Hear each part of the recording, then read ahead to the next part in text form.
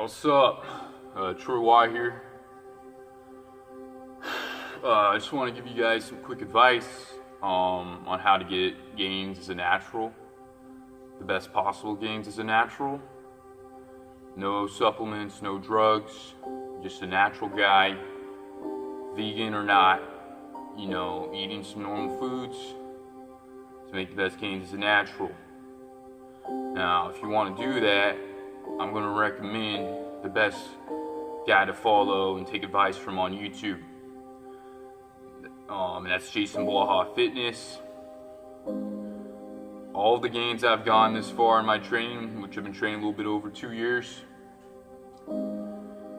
seriously, and that's from Blaha. I attribute all my gains to him because before I followed him, I was effing around, with bro splits, high volume bull beep. I was on the Smith machine, doing squats on the Smith machine. Just high reps, chest flies, lateral raises, my pinky up. Blaha says don't do lateral raises with your pinky up. That's key advice you want to learn. You don't want to impinge the glenoid inside your shoulder joint. The glenoid is what's giving you that burn. So I recommend everyone to go follow Blaha. He is the king of getting gains and advice for naturals, and I know he isn't natural. You don't need to say that. We all know he's not. But at the end of the day, he does give the best advice on YouTube. Because before then, I had no strength. I think I had like a 260 bench, just because I was an upper body bro, typical guy. Just doing high volume stuff. I had like a 260 bench, but I probably had like a 2-plate squat, 315 deadlift or something, right? And like a 120-pound overhead press. I was only decently good at the touch and go bench with 260. And I was just following, Alpha Destiny, Kino Body. Kino Body gives somewhat good advice for the upper body, but let's be real, the guy has zero lower body strength.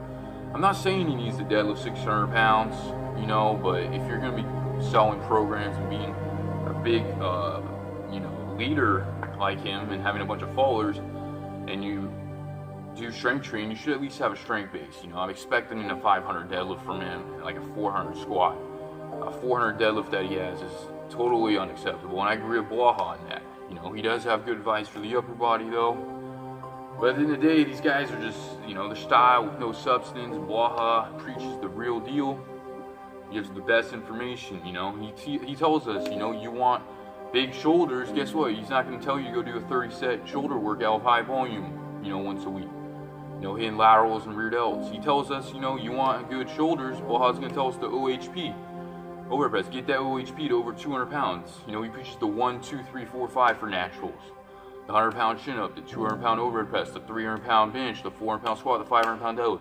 You want to be the biggest you can as a natty and be decently lean or whatever, you need to hit the 1, 2, 3, 4, 5. So, and it goes, and all 1, 2, 3, 4, 5 of the numbers goes with muscle groups on getting them the biggest.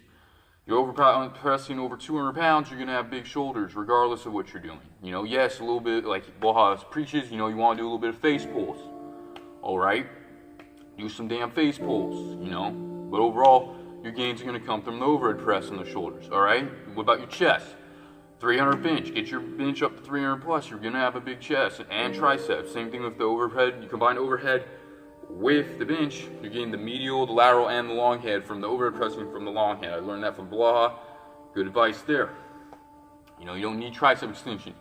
And also from Blaha, he preaches, a lot about pause benching, closer grip, protecting the shoulders. I'm not saying I do close grip all the time, but I definitely do majority of the time pause benching. So I do recommend pause benching. It's going to help your shoulders and reduce pec tears. You want to keep it below the nipple line as well. Pause below the nipple line. Keep them shoulders tucked. That's how you're going to build big chest, shoulders, and triceps as natty. You want a big back. Blaha preaches weighted chin-ups and deadlifts. Let's be real. You deadlift over 500 pounds. You get the 1, 2, 3, 4, 5, right? You get the 500 deadlift. You get a 100-pound chin-up. Why would your back be lagging? You're going to have good lats, good erectors, good rhomboid. You're going to have a thick back. That's a fact, all right? I don't care what you gear boy, high volume users think, all right? So that's how you're going to do that. And also your biceps. If you can do over 100-pound chin-up, you're going to have relatively good biceps. You know, unless you have a bicep fetish, you could do curls. You don't need to do curls. You have that pretty strong, you know, doing your chin-ups and stuff. So that takes care of those muscles. And then legs, obviously, if you have a 500 deadlift, you're going to have some decently thick posterior chain. And full hog reaches. And at 400 squat, you know, you're going to have decent quads. You're just going to have a thicker core developed in lower body structure. That's going to take care of your overall muscle mass in your physique from all of those basic lifts. The 1, 2, 3, 4, 5 on the list I just explained. And I basically just explained all the muscle groups that are all going to be developed from all 5 of those lifts. So that's why you need to be following Jason Blaha. You know, he gives out great advice every day, you know, informative videos. He gives out, you know, his training footage. You know, you can watch that, maybe learn some stuff from there. But if you do want the best knowledge on YouTube, you're going to want to be following Jason Blaha. I have been doing that for the past year and a half, or 2 years. You know, I've been training for over 2 years, but I haven't really been following him for the past year and a half. And that's where I made most of my gains. So, you know, for my little over 2 years of training, I made most of my gains in the past year and a half from Blaha, from his advice, you know. And basically just do what I just said, follow his advice, you're going to make gains. And that's why I don't follow strap-on Destiny anymore. You know, I used to was doing rack pulls, you know. The thing is, I sucked at rack pulls, and he obviously got me no results. You know, I only got up to a 500-pound rack pull for 1 rep max with straps. That's the best I ever could do. It's 500 pounds on the rack pull for 1 rep. That was stupid. You know, as Blaha says, you know, rack pulls, not only like they're injuries that could occur, but they're also just bad for the bars. They'll make bent bars that will create more injuries in the gym. They're just bad overall, and you don't want to be doing them. So, you know, that's something I learned from Blaha, is don't be doing stupid rack pulls. You know, if you got to do something like that, do a block pull. But overall, just do your deadlifts, you know. Stop trying to be a little wimp doing stuff like that. So, from Blaha, I basically got my bench up to 340, following his advice, 340 pause. I've gotten my squat up to 405 on camera, beltless. I got my deadlift up to 475 beltless. I've got my overhead press up to 195. I've got my weight chin up to 135 pounds. And I am 6'4", 210 pounds. So those are pretty good numbers. You know, not all of them are at the 1, 2, 3, 4, 5 mark. I know my deadlift needs a few more pounds, and my overhead press needs 5 more pounds. Other than that, I'm basically at the 1, 2, 3, 4, 5 mark at 6'4", 210 pounds. So decently lean guy, you know, not too big, and having those strength base. And that's what Blaha, you know, preaches. And so and I dedicate all those gains to Blaha, you know. And those are my stats.